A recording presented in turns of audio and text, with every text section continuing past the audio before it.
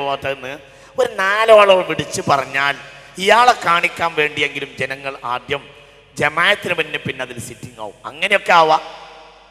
ആളുകളെ കാണിക്കാൻ വേണ്ടിയിട്ട് മറ്റൊരാൾക്ക് വേണ്ടി ജമാഅത്തിന് വന്നാലോ അങ്ങനെയാവാം. ഒരാൾ ഹബീബ നബിയുടെ അരികിൽ വന്നു.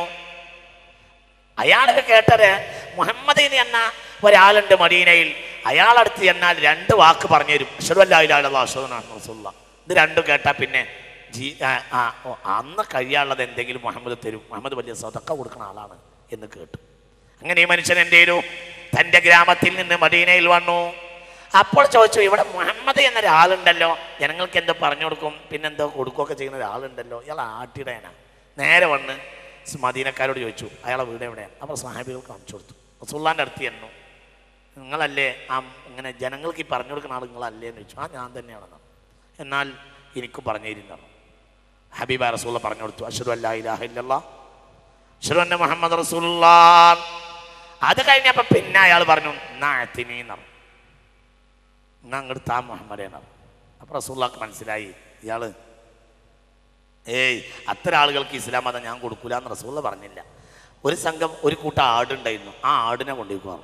ഇയാൾ ബേജാറായി. ഇയാൾ ദിർഹമൻ ഔ ദിർഹമേനി, 1 ദിർഹമോ 2 ദിർഹമോ കിട്ടുമെന്ന് വിചാരിച്ചിട്ടാണ് ഇയാൾ ഇവിടെ വന്നത്. ഇയാൾ ബേജാറായി. പിന്നെ ചോദിച്ചു, നിങ്ങൾ എന്നോട് തന്നെയാണ്? അപ്പുറം എന്നോട് തന്നെയാണ് കൊണ്ടുപോയിക്കോണം. അപ്പം അയാൾക്ക് പിന്നെ സംശയം, എത്രയാണ്? ഒരു വലിയ ആട്ടും കൂട്ടുണ്ട്.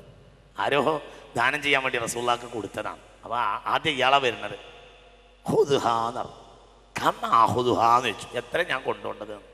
അപ്പോൾ പറഞ്ഞു, ഹുദ്ഹാ ജമിയാൻ, ഒക്കെ കൊണ്ടു, എല്ലാം കൊണ്ടുപോയിക്കും, ഒക്കെ ഇന്ന് മുതൽ നിനക്കാണ്. ഇയാൾ പിന്നെ ബേജാറായി. എന്നെ കളിയാക്കിയതാണോ? കാരണം ഇയാൾ ആടിനെ മേക്കുന്ന മൊലാളിക്ക് ഒരു ഇത്തരം ആടില്ല.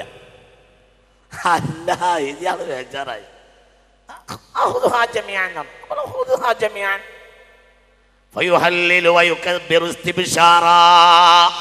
അയാളെങ്ങനെ ആടിനെ തെളിച്ചിട്ട് ലാ ഇലാഹ ഇല്ലല്ലാഹ് ചെല്ലാൻ തുടങ്ങി. ഒറ്റ ലാ ഇലാഹ ഇല്ലല്ലാഹ് ഇത്ര കിട്ടുകയാണെങ്കിൽ അത് കുറച്ച് ചെല്ലാൻ തിരക്കില്ലല്ലോ എന്ന് വിചാരിച്ച് ഇയാൾ അങ്ങോട്ട് ആടിനെ തെളിച്ചിട്ട് ഓടി. തൻ്റെ ഗ്രാമത്തിൽ ചെന്നപ്പോൾ ജനങ്ങളെ വിളിച്ചുകൂട്ടി ഇയാൾ പറഞ്ഞു, മുഹമ്മദേ, ജനങ്ങളെ, ഇവിടെ ഇരിക്കല്ല ജനങ്ങളെ, ഇദ്ഹബൂ ഇലൽ മദീന, മദീനയിൽ പോയിക്കോളൂ. ഇന്ന ഫീഹാ ലമുഹമ്മദ, അവിടെ മുഹമ്മദ് എന്ന ഒരാളുണ്ട്. കൊടുക്കുന്ന പണിയാണ് ആ മുഹമ്മദ്. പിന്നെ ദാരിദ്ര്യം ഉണ്ടാവില്ല. ഇവിടെ തെണ്ടി നടക്കണ്ട, എനിക്ക് കിട്ടിയത് കണ്ടില്ലേ. എല്ലാവരും മദീനയിൽ പോയിക്കോളൂ ഹബീബ നബിയോട് നബിയിലേക്ക് ആട്ടി വിട്ടു ഈ ജനങ്ങൾ. അവിടെ നിന്നൊക്കെ ആളുകൾ വന്നു. വന്നവർക്കൊക്കെ നബി കയ്യിലുള്ളതൊക്കെ കൊടുത്തു സ്വല്ലല്ലാഹു അലൈഹി വസല്ലം. പിന്നെ അവർ സ്ഥിരമായി വന്നും പോയിരുന്നു. പിന്നെ അവർക്ക് ബോധ്യപ്പെട്ടു. പിന്നെ അവർ സ്ഥിരമായി വന്നുകൊണ്ടിരിക്കുമ്പോൾ അവർക്ക് ബോധ്യപ്പെട്ടു, പടച്ചോനെ, ഞങ്ങൾ കൊണ്ടുപോയത് ഖലീലാണല്ലോ, ഇവിടെ ബാക്കിയുള്ളത് കഥീറാണല്ലോ പടച്ചോനെ. അവർ പിന്നെ കൊണ്ടുപോയ ദാനവും കൊണ്ടുപോയ മുതലും അതിന് ഇരട്ടിയും അള്ളാഹുവിൻ്റെ ഹബീബിന് ഇസ്ലാമിൻ്റെ മാർഗത്തിൽ ദാനം ചെയ്തു. അപ്പോഴത്തേനും ഒരു മുഅ്മിനീങ്ങളായി മാറി. എൻ്റെ ഈ പറയാൻ കാരണം, നാട്ടിലൊരു മുതലാളിക്ക് വിളിച്ചു പറയാ, എന്നടാ പള്ളിയിൽ ജമാഅത്തിന് വരാഞ്ഞത്? മുതലാളിയെ പേടിച്ചിട്ട് ജമാഅത്തിന് വരികയും ചെയ്യാം. പിന്നെ ഒരു പക്ഷേ മുതലാളി ജമാഅത്ത് നിർത്തിയാലും ജമാഅത്ത് നിർത്തി പിന്നെ അതിൻ്റെ ലദ്ദത്തായി, പിന്നെ അവൻ റാഹത്തായി, അവൻ സന്തോഷമായി. അതാ പറഞ്ഞത്. അതാണ് ഇദാ സ്വലഹ സ്വലഹന്നാസു കുല്ലുഹും വഇദാ ഫസദ ഫസദന്നാസു കുല്ലുഹും അൽ ഉലമാഉ വൽ ഉമറാ. 2 വിഭാഗം ആളുകൾ. അവർ നന്നായാൽ, അവരെ ഉത്തരവാദിത്തം നിർവഹിച്ചാൽ നാടാകെ നന്നാവും. അല്ലാഹു നമുക്ക് തൗഫീഖ് ചെയ്യട്ടെ. അപ്പോൾ എന്തൊക്കെ മഹല്ലിന് വേണ്ടത്? മഹല്ല് നേതൃത്വത്തിലേക്ക് പ്രവേശിക്കുക. മഹല്ലിൻ്റെ ഒന്നാമത്തെ അടിസ്ഥാന കാര്യം, മഹല്ലിന് യോഗ്യനായ ഒരു ഖതീബ് ഉണ്ടായിരിക്കണം, ഇമാം ഉണ്ടായിരിക്കണം. ഒന്ന്, യോഗ്യനായിരിക്കണം. ഒന്നാമത്തെ യോഗ്യത എന്ത് തന്നെയാ? ഒന്നാമത്തെ യോഗ്യത ഖശിയത്തുല്ലാഹ്. അതാണ് ഏറ്റവും വലിയ യോഗ്യത, പടച്ചോനെ പേടി. ഏറ്റവും വലിയ അവർ ദായികളാ, പ്രബോധകരാകുന്നു. പ്രബോധകന്റെ അടിസ്ഥാന യോഗ്യത പടച്ചോനെ പേടിയാവുന്നു. അല്ലാഹു നമുക്ക് തരട്ടെ. അത് തന്നെ യോഗ്യത. അതാണ് ഒന്നാം യോഗ്യത. പിന്നെ കുറേ കാറ്റഗറികളുണ്ട്, ഒക്കെ ഞാൻ പറയാം. ഒന്നാം യോഗ്യത ഇതാ, അള്ളാഹുവിനുള്ള പേടി. വലിയ വിദ്യാഭ്യാസം ഉള്ള ആളുകളെ ഒരു വിദ്യാഭ്യാസം ഇല്ലാത്ത മഹാന്മാർ മരിച്ചിട്ടുണ്ട്. എന്നിട്ട് ഈ വിദ്യാഭ്യാസം ഉള്ളവർ മുഴുവനും പറഞ്ഞൊക്കെ കേട്ടിട്ടുണ്ട്. പക്ഷേ ഈ മനുഷ്യൻ എന്തുണ്ടായിരുന്നു? പടച്ചോനെ പേടി. അതന്നെ തഖ്വൽ ഇലാഹി മദാറു കുല്ലി സഅദതി വത്തിബഉ വഹുവ റസു ശർഹബായില.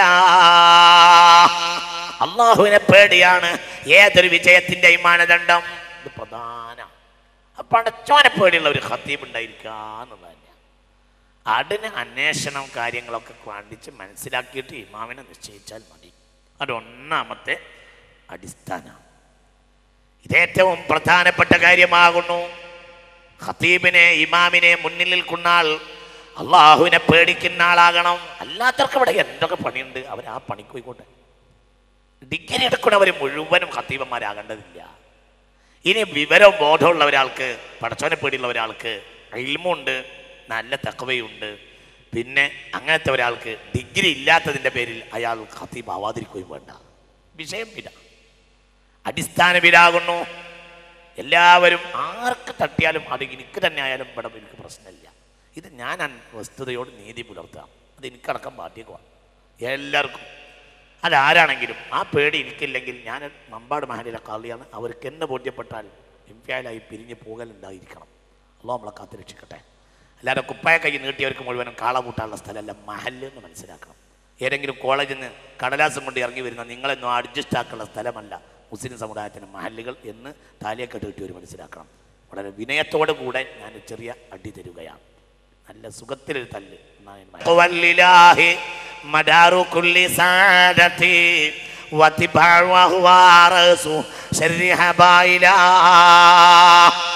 ഏത് കാര്യത്തിന്റെയും വിജയത്തിന്റെയും അടിത്തറ പടച്ചോനെ പേടിയാവുന്നു. ആ പടച്ചോനെ പേടി മുന്നിലുള്ളവർക്ക് ഉണ്ടായാലേ പിന്നുള്ളവർക്ക് ഉണ്ടാവും. അത് ഒന്നാം കാര്യമാണ്. അള്ളാഹു ആ കൂട്ടത്തിൽ നമ്മളെ പെടുത്തട്ടെ. അള്ളാഹു ആ കൂട്ടത്തിൽ നമ്മെ പെടുത്തട്ടെ. അള്ളാഹു അത്തരം ആലിമീങ്ങൾ എമ്പാടും നാട്ടിലുണ്ട്, ഇല്ലാന്ന് വിചാരിക്കേണ്ട, എമ്പാടുണ്ട് ആലിമീങ്ങൾ. അള്ളാഹുവിനെ പേടിക്കുന്ന ആലിമീങ്ങൾ ഏതെങ്കിലും വിവരത്തിന് വിവരമെന്ന് പറയുകയില്ല. അത് എന്നെങ്കിലും നാവ് പേച്ചപ്പോൾ റഹ്മത്തുള്ള പറഞ്ഞതുമല്ല, വിവരം അത്ര വലിയ കാര്യവുമല്ല.